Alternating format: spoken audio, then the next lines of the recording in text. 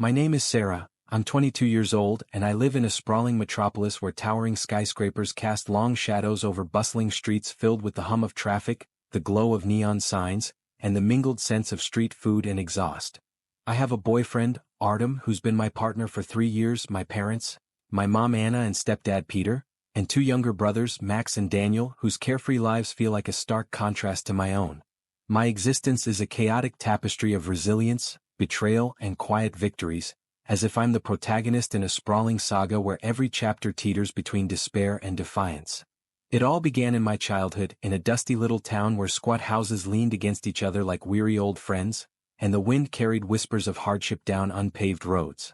My mom, Anna, was just 19 when she married my dad, driven by an unexpected pregnancy, me. She'd once dreamed of a career as an interior designer, sketching visions of airy homes with hardwood floors, plush rugs and vases of fresh lilacs. Instead, she traded her pencils for a cradle. She'd tell me how she wept when she learned I was coming, but later, cradling my tiny form, declared me her joy. I clung to that tale, though her wistful glances hinted at a life she'd left behind. When I was 3, Dad took a job in the coal mines, a grimy, backbreaking gig that promised a steady paycheck. At first, he was the father I adored. He'd come home with a tired grin, slipping me candies wrapped in crinkly paper and teasing Mom as she stirred soup on the stove. But the mines wore him down. He started drinking, weekends at first, then nightly. I'd find odd packets of white powder tucked in his coat, and soon his returns grew volatile. Eyes wild, voice jagged, reeking of coal dust and liquor. Mom pleaded with him to quit, but he'd roar back and I'd retreat to my room, clutching my one-eared plush dog, counting cracks in the ceiling to drown out the noise. That's when Mom found solace in a small church on the town's edge. Her new circle, women in modest skirts with soft voices, offered her a lifeline. They preached that divorce was a sin, that she must endure for my sake. She did until I turned 7. One stormy night as Dad slumped in his chair, bottle in hand, she packed a suitcase, took my hand and whispered, "Sarah, we're going." Rain streaked the bus windows as we fled to the city, my plush dog pressed to my chest, the town shrinking into memory. In the city, Mom divorced Dad, shrugging off the church's judgment. She landed a job as a seamstress in a cramped factory, sewing budget dresses for market stalls. She'd work late, the hum of her machine lulling me to sleep on a cot beside her, then rise at dawn to cook oatmeal, her voice a faint melody over the clatter of pots.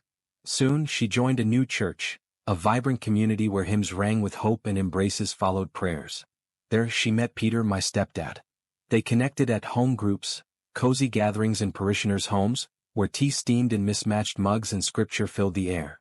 Peter was a towering figure with a bushy beard and eyes that sparkled with charm, until you saw past it. One day, riding a rattling bus, Mom leaned close and asked, "Sarah, what do you think of Peter? Would you like him with us?" At 7 I was dazzled, he'd given me sweets and patched my bike's tire. "Yes," I chirped, unaware I'd just invited a storm into our lives. At first it seemed fine. Peter moved in and Mom's face lit up again. But his true colors emerged fast. He had nothing, no job, no money, just a cracked phone and a threadbare backpack. He leached off Mom's wages and she, smitten, didn't see it. Within a year he turned tyrant, dictating household rules, nitpicking my every move. His voice, low and cutting, haunts me, "Sarah, you could do better." Then Mom got pregnant with Max, finances crumbled, her pay couldn't stretch and Peter wouldn't lift a finger. They launched a small market business peddling cheap toys and clothes. Mom scoured warehouses for deals and haggled over rent, while he posed at the stall, playing the provider. It grew modestly, but their hired help pilfered goods. I once watched a worker slip a jacket under his shirt. Peter didn't notice. They took over operations themselves. That year, our landlord evicted us, selling the apartment with a week's notice. We moved into a dilapidated 2-room flat, peeling walls, creaky floors, a sink that dripped like a metronome. Peter chose it for its low cost and proximity to my school. I lugged boxes up rickety stairs while he lounged, fiddling with a TV that spat static. Around then, my grandma Nina was diagnosed with lung cancer. She'd been my haven. Her kitchen always smelled of apple pies and she'd spin tales of her youth, chasing fireflies in the countryside. My parents vanished into their market grind, leaving me with Max Church, nannies, stepped in, clueless women who fumbled with diapers and formula. One Lena bartended nights and stumbled in bleary-eyed, crashing on our couch. At 12 I was Max's caretaker, stirring oatmeal while she snored. My days blurred, school chores max. I'd sneak to home groups for peace, sipping tea amid murmured prayers. My room became a warehouse. Boxes of plastic dolls and scratchy sweaters crowded me onto a thin couch. I'd drift off, tracing ceiling stains, yearning for escape. Grandma passed when I was 14. At her graveside, clutching her floral handkerchief, I felt unmoored. Soon after, Mom birthed Daniel, amplifying the chaos. They aimed to buy a house and I started selling at the market. I had a gift, could charm anyone into buying a bent umbrella with a grin. But my earnings fed their pot, leaving me drained. By 16 I was their unpaid laborer. Holidays meant 12-hour shifts in icy winds, my breath fogging as I shivered. Mom would say, "Sarah, we're all in this, help us." I swallowed my protest. University didn't ease it. I lived with them, balancing classes and their demands. Desperate for relief, I joined a dating app. That's where I met Artem, tall, with tousled hair and a smile that melted my defenses. We bonded over playlists and wild dreams and I felt alive. When my parents upgraded to a 2-story house, leaving me their junk-filled flat, old lamps, cracked dishes, a wobbly chair, Artem proposed we share it. We scraped rent together but the pandemic crashed in. Work dried up. Artem chased only jobs he fancied, graphic design, nothing less, then dabbled in sketchy online ventures. I was clueless until debt notices arrived. He'd borrowed for a silver ring, a misguided gift I hadn't wanted. We slaved at my parents' stall to clear it, Peter snapping orders while Mom averted her eyes. Then my cat Misty fell ill. She'd been my shadow since childhood, purring me through tears. Vet visits and pills bled us dry. We ditched my parents' gig. Artem tutored math but it barely covered rent. Misty slipped away in my arms. I stroked her soft fur as she stilled, my sobs echoing in the quiet. I lost my cafe job, the flat was sold and we crashed with Mom. Peter's taunts resumed, Mom branded me selfish. One night, I woke to rustling. Peter rummaged through my room's clutter, hunting receipts. "Sarah, you're as worthless as this trash," he sneered. I choked back tears but the next day I found Grandma's keepsake box. Inside, her unsent letters glowed with wisdom. "Sarah, you're tougher than you think. Don't let them crush you." They anchored me. My parents expanded into a warehouse, hawking detergents and brooms. I helped but stashed some cash secretly. One night, I overheard Peter plotting to dodge taxes for profit. Mom wavered then nodded. Disaster loomed, I needed out. Artem scored a factory job, grueling but reliable. We saved but I slipped on ice, fracturing my arm. Pain seared, the cast sidelined me. My parents pounced, "Sarah, you owe us." I plotted silently.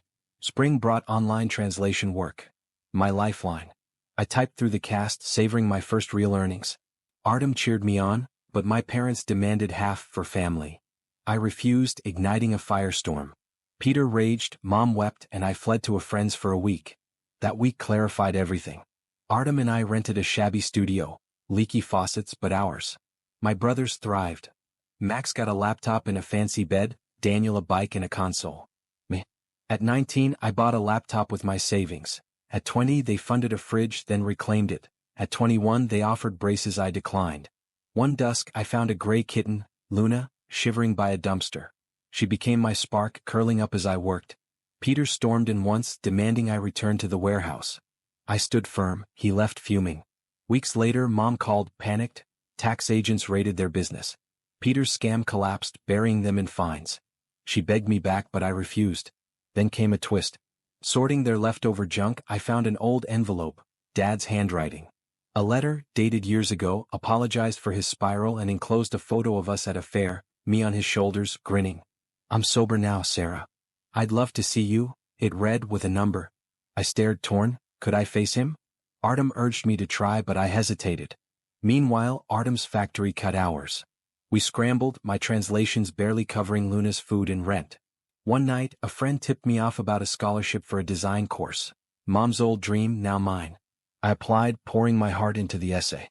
Days later I got in, full funding, a chance to create. But fate wasn't done.